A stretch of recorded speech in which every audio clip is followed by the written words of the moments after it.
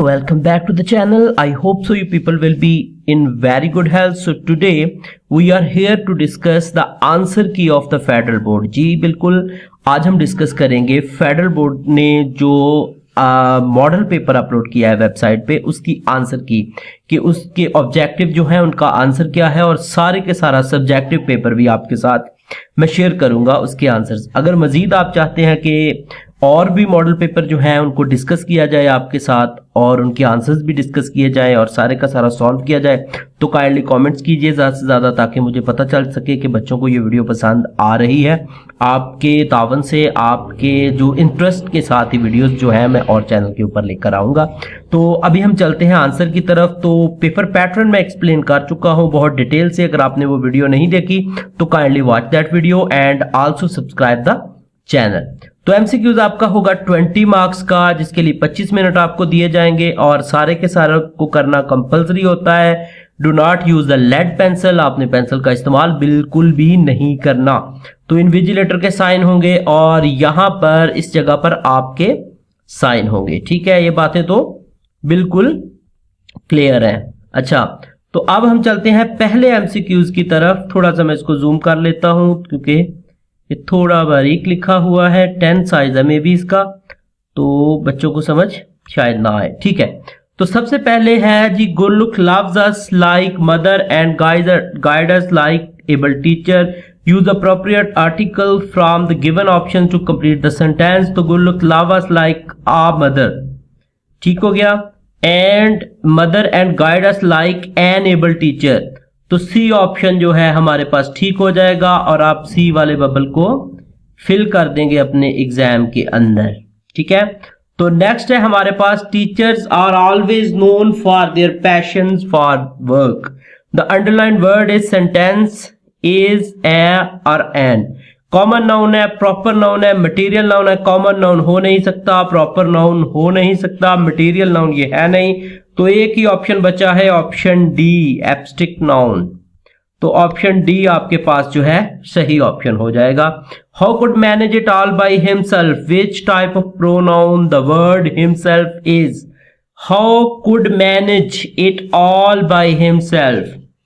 ठीक है, तो पर्सनल प्रोनाउन नहीं है, डेमोन्स्ट्रेटिव नहीं है, एम्फेटिक भी नहीं है, क्योंकि हिमसेल्फ यहाँ पे बाय के बाद है, तो ये इंपॉर्टेंस रखता है। It is reflexing back to the noun to the subject, so it is D option again.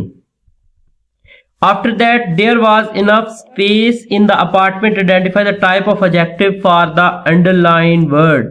Adjective of quality, adjective of quality, adjective of quantity, sorry, quality, number, demonstrative। तो adjective of quantity, enough space। वैसे तो ये indefinite adjective है, लेकिन इसको यहां पे हम क्वांटिटी का एडजेक्टिव ही कंसीडर करेंगे। Why have you done all this? The underlined word is interrogative adjective, interrogative adverb, interrogative pronoun, interrogative adjective, interrogative pronoun। interrogative adjective ये इसलिए नहीं है क्योंकि ये नाउन से पहले नहीं आ रहा, किसी नाउन को मॉडिफाई नहीं कर रहा।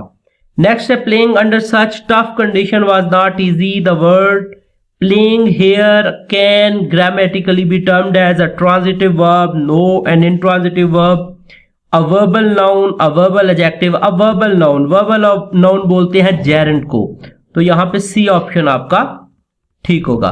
Next, I could not make out how to tackle that matter। The given sentence is I could not make out how to tackle that matter। simple sentence, compound sentence, complex sentence, compound complex। I could not make out how to tackle, एक ही verb है इसमें, तो it is a simple sentence.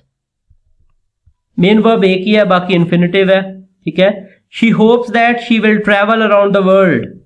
The sentence illustrate the use of noun phrase, noun clause, adjective clause, adverbial clause। she hopes that she will travel around the world, so it will be noun clause। Next है आपके पास, we stayed in a house near to the canal। near to the canal, noun phrase, adjective phrase, adverb phrase, it will be adverb phrase। where we are gonna stay, near to the canal। तो stay को modify कर रहा है यहां पर। अच्छा, next हमारे पास है एमसीक्यूज नंबर 10। तो एमसीक्यूज 10 में है laws were quickly pass so that the child abuse could be check. The underline part of the sentence is noun clause, adjective clause, adverbial clause, independent clause. Independent clause तो नहीं है, ये dependent clause है, subordinate clause है। So that the child abuse the law was quickly passed. So if you see that the whole clause is modifying the word past, तो past को जब modify कर रही है तो ये adverbial clause हो जाएगी। उसके बाद है the resolution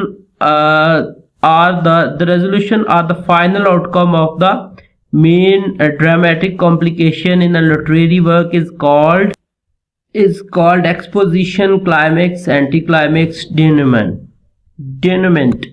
रेजोल्यूशन का दूसरा नाम डेनोमेंट भी होता है, डेनुमा इसको प्रोनाउंस करते हैं। नेक्स्ट है I was so hungry I could have eaten a horse, तो without any doubt it is hyperbole. ठीक है, no one can eat a horse, तो ये एग्जैजरेटेड स्टेटमेंट है। The fairy breeze blew, the white foam flew, this poetic verse illustrates the use of anaphora, no refrain, allusion, no alliteration. F sound repeat हो रहा है through out the line. ठीक है, तो उसके बाद है a repetition of the same word or phrase at the beginning of the line throughout the work is called a repetition of same word, इसको बोलते हैं anaphora.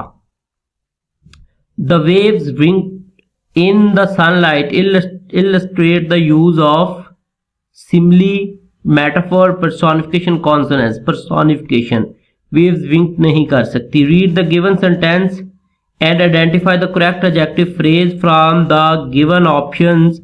the cabin beside the lake was already occupied we arrived when we arrived। was already occupied, no, the cabin beside the lake when we arrived। the cabin beside, वैसे the cabin ही था, ठीक है, जिसको modify किया जा रहा था adjective के तौर पर। Next pick the correct synonym for the word retrospection। memorization no, analysis no, contemplate फिक्र करना, सोचना। the word opposite in meaning to the word tardiness is laziness, idleness, punctuality, negligence। tardiness is laziness is same, idleness is same, negligence is same, punctuality is somehow the different। तो tardiness the opposite of tardiness, because tardiness arriving late to work or school, lazy होना, slow होना। ठीक हो गया। choose the option with correct spelling। entrepreneur,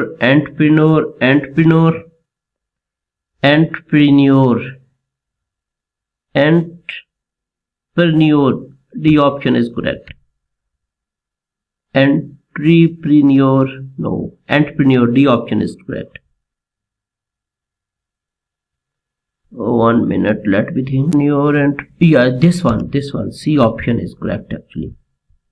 B option, NEUR। next, identify the example of complex sentence। I think about what I am doing later in the day and I daydream। no, I can't go back to school until I recover from flu। the civil war in America was turning, the dog is black। I can't go back to school until I recover from the flu। तो यहां पर आपका objective जो है वो खत्म हो गया। नेक्स्ट हम बढ़ते हैं सब्जेक्टिव पोर्शन की तरफ। सब्जेक्टिव में आपके पास एक पैसेज दिया हुआ है।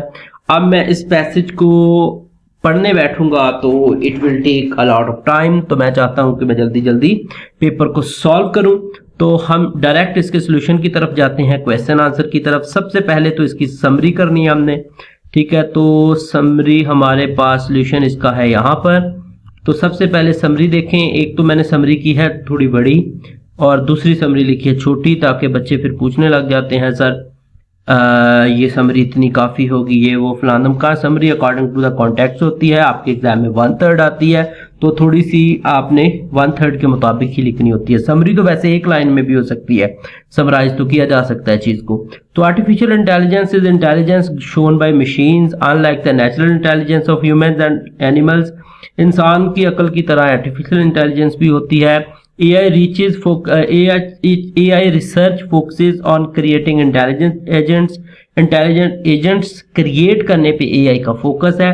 That perceive their surroundings and act to achieve goal, जिसका मकसद है अपने सराउंडिंग को ऑब्जर्व करना और एक्शन लेना, काम करना, गोल अचीव करना।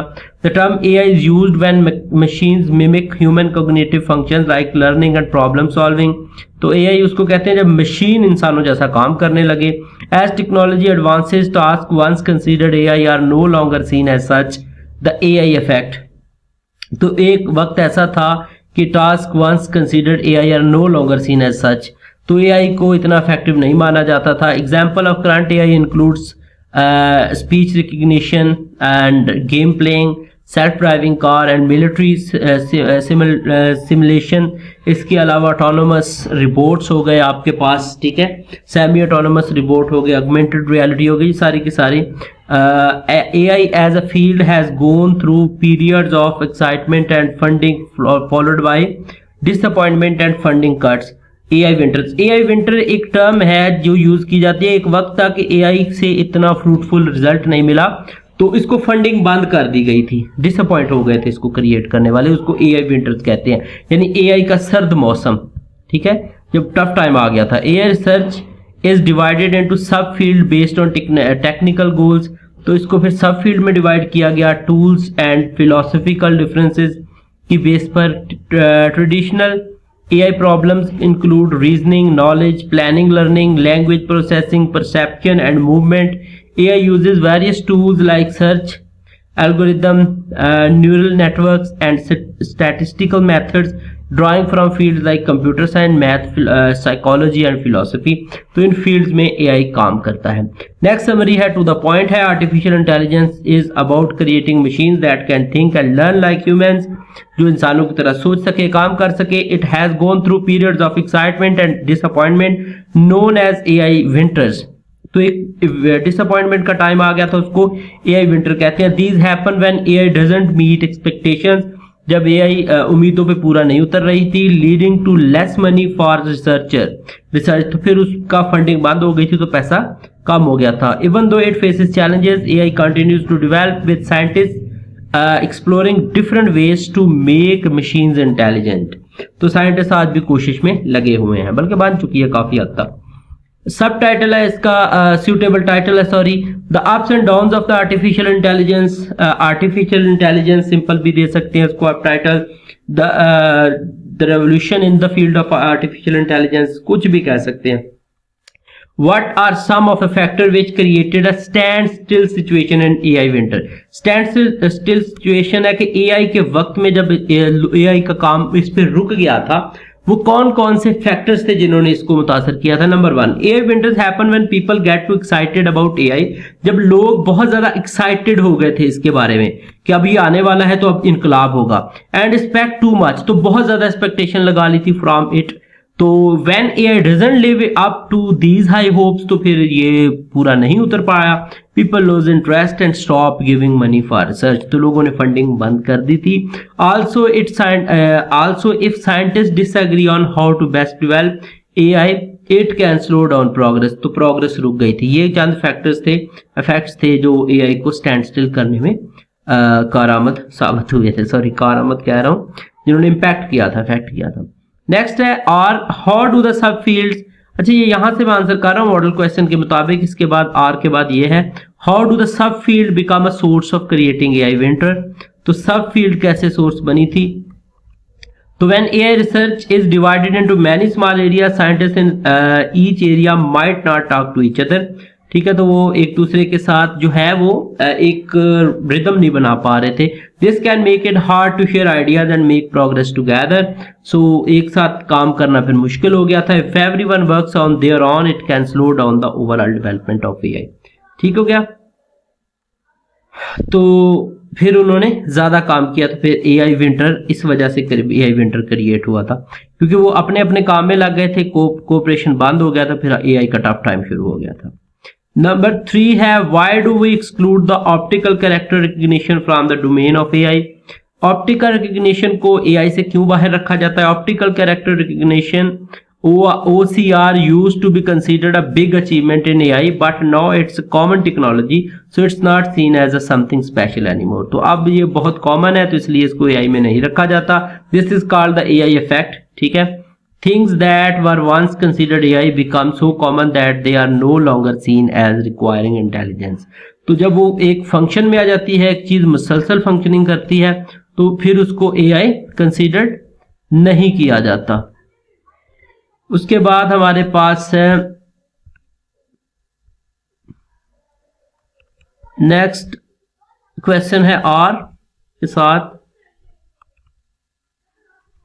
What are some of the traditional problems and goals of AI research?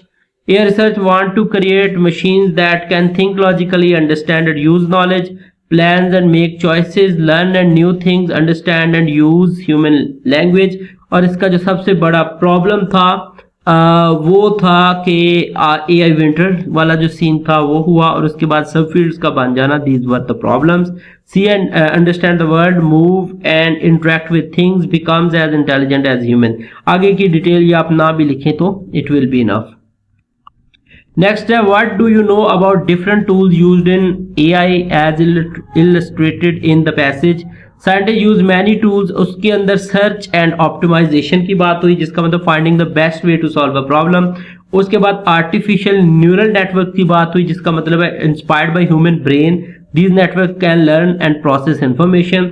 उसके बाद स्टैटिस्टिकल मेथड्स की लास्ट पे बात हुई थी, using data and numbers to make predictions and decisions. Symbolic AI की बात हुई थी, using symbols and logic to represent knowledge and reasoning, ठीक है। उसके बाद do you agree with the writer's point of view about individual privacy to be considered a priority? Yes, I do. It's important to remember that as AI systems get better, they will have access to a lot of personal information about people. It's important to make sure this information is used safely and responsibly. तो ये हो सकता है वक्त के साथ साथ कि वो आपकी प्राइवेसी के लिए खतरा बन सके, and that's people privacy are protected. तो रिस्पॉन्सिबिलिटी के साथ इसको इस्तेमाल किया जाए ताकि लोगों की जो है वो उसमें मसला ना आए किसी किस्म का भी। उसके बाद है क्वेश्चन नंबर आपके पास 5 का अगला क्वेश्चन है ऑप्शन में, give the contextual meaning of any 4 of the words. 4 words के आपने कॉन्टेक्चुअल मीनिंग देने हैं। तो colloquially in every language, optimism, feeling hopeful and positive about the future, subfield, smaller areas within a large field of study, manipulate to handle or control something skillfully। ठीक है। उसके बाद है question number 5, can AI be programmed to have a morals and values, or do you think these are exclusively human traits?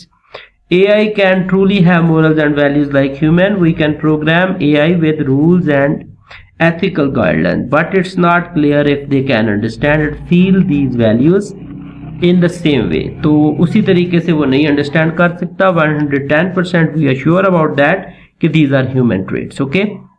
Moral and values are often based on how we live as a society, which can be difficult to teach to a machine। Machine को ये सिखाना थोड़ा मुश्किल काम है।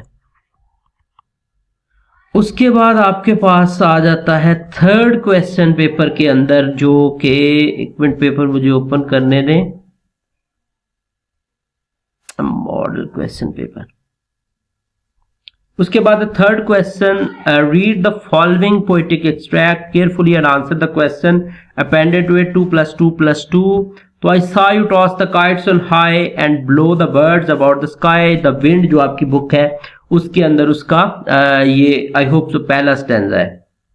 तो उसमें पहला क्वेश्चन है, क्वेश्चन यहाँ पे नहीं डिस्कस हुए, तो यहां से देखते हैं। पहला क्वेश्चन है, in what context does the poet in what context does the poet use the expression I saw you toss the kites on high? तो किस कॉन्टेक्स्ट में यूज किया है, जरा देखते हैं इसका answer. The poet uses I saw you toss the kites on high to describe the wind's playful action of lifting and moving kites in the sky. तो राइटर यहाँ पे ये बताना चाहता है कि विंड जो है वो चीजों को ऊपर लेके जा सकती है. It shows the wind's power, तो पावर को शो कर रहा है, and its ability to make things fly, और इसकी जो एबिलिटी है चीजों को फ्लाई करवाने की, उसके बारे में बात यहाँ पे हो रही है. नेक्स्ट क्वेश्चन है आपके पास, how has the poet compare the grass and the skirt of a lady. ये सिमिली के तौर पर इस्तेमाल हुआ है. The poet compare the movement of the wind across the grass to the swishing of a lady skirt. वो जो brooming करता हुआ जाता है ना लेडी स्कर्ट, उसके साथ उसने कंपेयर किया है. This creates a gentle and graceful image. तो इमेजरी क्रिएट कर रहा है, suggesting the wind soft and flowing motion. ठीक हो गया. उसके बाद नेक्स्ट क्वेश्चन है लास्ट स्टेंजा का, illustrate with an example a poetic device used in the given passage. कौन सी पोएटिक डिवाइस यूज हुई है, इसके अंदर काफी यूज हुई है. सेजोरा हुआ है, इसके अंदर एंजॉयमेंट इस्तेमाल हुई है. तो मैंने एग्जांपल यहाँ पे सिमिली की दी है, ठीक है, लाइक अ लेडी स्कर्ट. और उसके अलावा personification, the wind is given human quality like toss and blow and singing a song. ठीक है, तो 4 मैंने आपको बता दी. उसके बाद आर, इसके अंदर दूसरा स्टेंजा जो है वो है, I tire so of hearing people से. वो कहता है मैं थक चुका हूं ये कहते कहते. ठीक है, तो ये आपकी बुक से नहीं ली गई. Let things take their course, के चीजों को होने दो जैसे हो रही हैं. टुमारो इज अनदर डे, कल एक नया दिन होगा. I don't need my freedom when I am dead. तो वो कहता है जब मैं मर जाऊंगा तब मुझे आजादी नहीं चाहिए. I can not live on tomorrow's bread. तो कल की सोच पे मैं नहीं जी सकता, मुझे आज जीना है, अभी ही जीना है. ठीक है, तो why is the poet tired of hearing let things take their course. तो देखते हैं इसका answer.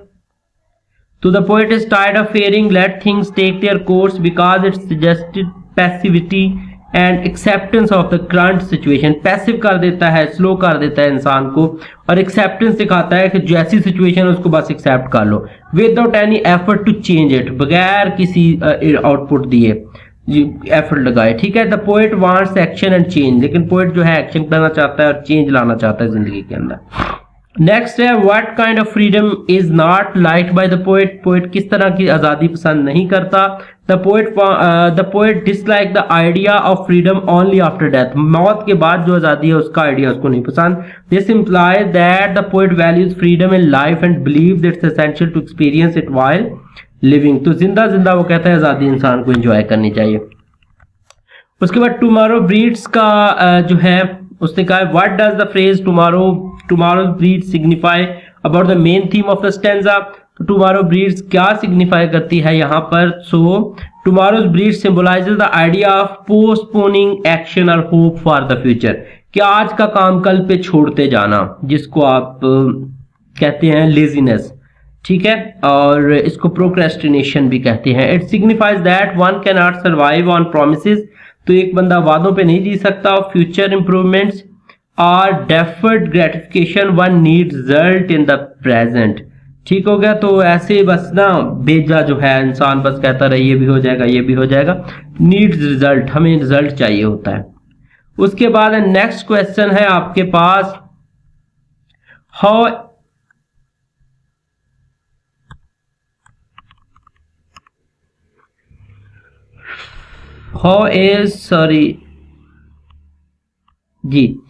is conflict the most important element of the play to make it an interesting piece of writing for the reader? Elaborate. तो conflict के बारे में आपने बताना है कि वो कैसे हो सकता है इंटरेस्टिंग. कोई एक इसमें से आपने अटेम्प्ट करना होता है. तो पहला देखिए, conflict is a crucial in a play because it drive the plot and engage the audience.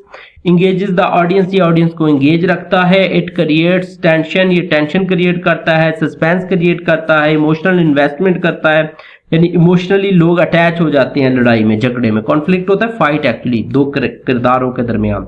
Without conflict the story would be static and uninteresting. अगर कॉन्फ्लिक्ट नहीं है, झगड़ा नहीं है, तो लोग क्यों देखेंगे? स्टोरी तो स्टैटिक हो जाएगी और अनइंटरेस्टिंग हो जाएगी। Conflict can take many forms, character versus character, character versus self, character मतलब मैन हो जाएगा ना यहाँ पे, कैरेक्टर वर्सेस सोसाइटी और character versus nature. When character clash due to opposing desire, जब वो अपोज करते हैं डिजायर की वजह से, बिलीफ की वजह से और सर्कमस्टेंसेस की वजह से, it creates dramatic situation that force them to make choices and take action.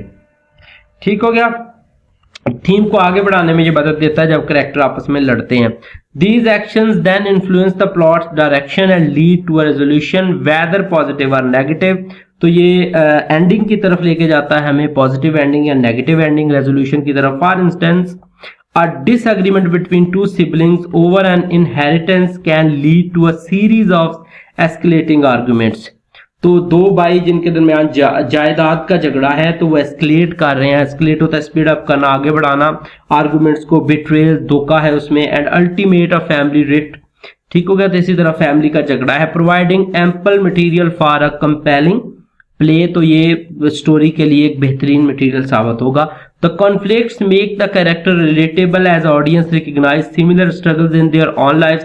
तो लड़ाई झगड़ा जो है हमारी डेली डे लाइफ में भी दूसरों के साथ होता है, तो हम रिलेट कर रहे होते हैं उसको। It allows the playwright to explore complex theme like morality, justice and human nature. तो मोरल वैल्यूज को, जस्टिस को और ह्यूमन नेचर को इंडिकेट करता है, दिखाता है, शो करता है। अ well crafted conflict make the audience think, feel and anticipate what will happen next. तो लड़ाई जो होती है ये ऑडियंस को एक्सपेक्ट करते हैं, ऑडियंस के इसमें आगे ये होगा, इसमें आगे ये होगा। ठीक हो गया? तो एक मेमोरेबल एक्सपीरियंस बन जाता है। उसके बाद आपके पास दूसरा क्वेश्चन है, what are the main elements of the story to make it interesting for the reader, explain briefly. तो इसको देखते हैं। Several elements contributed to making a story interesting. Plot is the sequence of events creating a cause and effect chain that moves the narrative forward. ठीक हो गया? तो जो plot है ये क्या सीक्वेंस क्रिएट करता है इवेंट्स का, जो कि चेन का काम करते हैं सारी की सारी स्टोरी को आगे फॉरवर्ड करने में। उसके बाद कंपेलिंग कैरेक्टर्स आर एसेंशियल। ठीक है? तो कैरेक्टर्स को एक कंपाइल करना एसेंशियल काम है।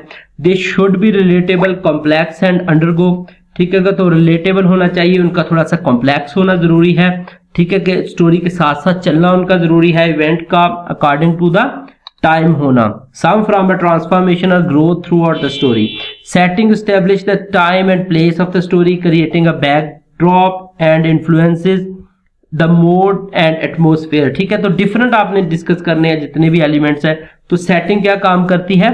आपको टाइम एंड प्लेस के बारे में बताती है कि कब कोई एक्शन और किस जगह कोई एक्शन हो रहा है। Conflict as mention before it crucial for creating tension and driving up the plot. ठीक हो गया? तो theme is the underlying message और idea that story explores. Given a depth and meaning, style and tone are the author's use of language and overall mood. तो tone decide करती है overall mood of story or the play. ठीक है?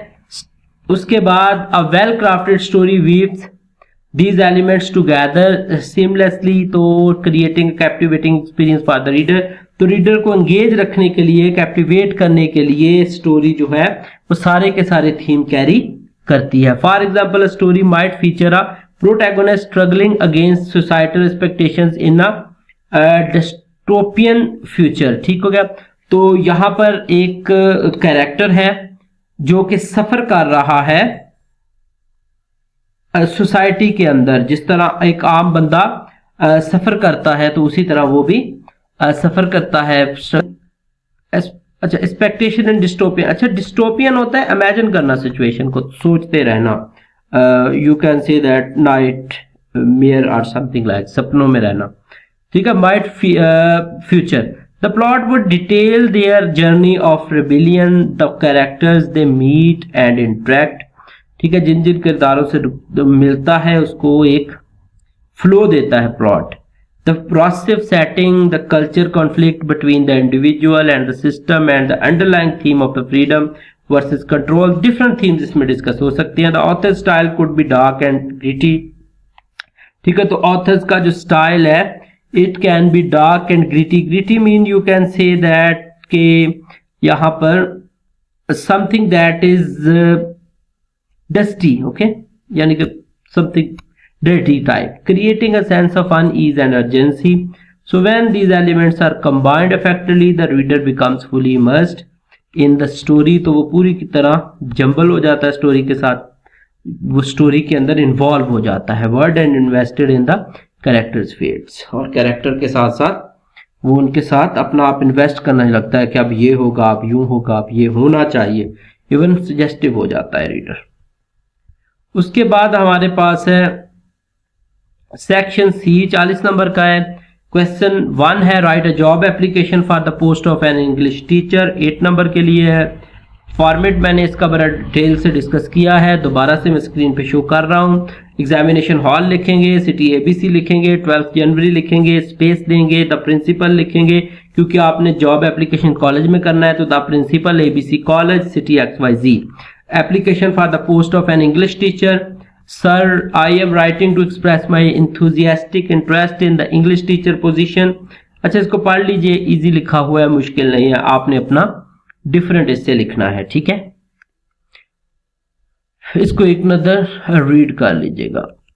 Last के अंदर यहां पर आपने I have attached my resume and educational documents for your review, and then आपने thank you करना है for considering my application. I would welcome the opportunity to discuss my qualification further and explain it in greater detail why I am the ideal candidate for this role. अगर interview के लिए वो बुलाते हैं तो आप फिर ये करेंगे. उसके बाद yours truly XYZ, और फिर ये जो जिक्र यहाँ पर किया है ये वाला रिज्यूम आपने एंड पे अटैच करना है. अटैच करने से मुराद है कि आपने थोड़ा सा इसको लिख देना है. लिखना कैसे है वो जरा मैं आपको एक दफा शो कर देता हूं. अगर यहां से मुझे मिल जाता है, ये पैटर्न मिल गया, तो ये आपके पास कुछ इस तरह से आप इसका रिज्यूम जो है, सीवी जो है वो एप्लीकेशन के एंड पे अटैच करेंगे ऐसे. ठीक हो गया.